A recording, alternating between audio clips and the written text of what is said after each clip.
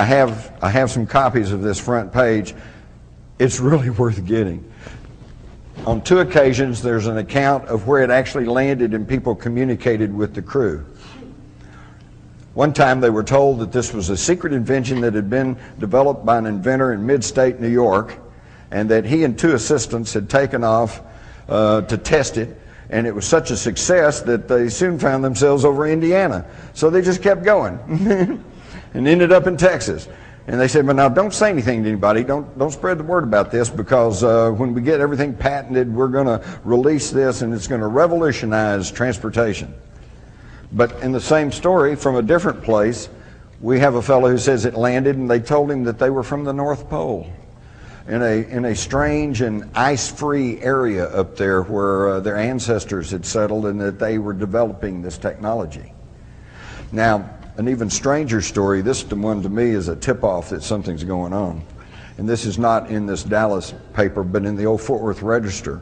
There was a story of a railroad track inspector who it was getting late in the evening, he was about to turn back, head back to the city, when he saw a bright light up ahead, and he went up to investigate, and he said there was a large silver cigar-shaped object sitting on the railroad track, and that there was some crewmen around in blue uniforms.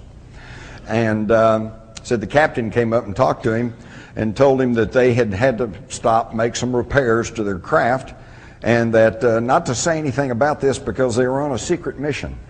He said the craft was full of dynamite, and they were going to go bomb Havana.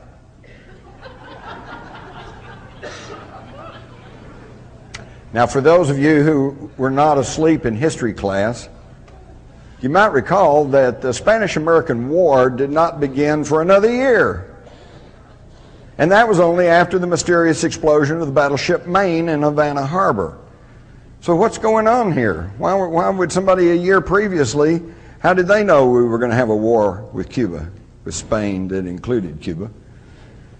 This may have to do with what John Spencer, who wrote the UFO Encyclopedia, calls cultural tracking.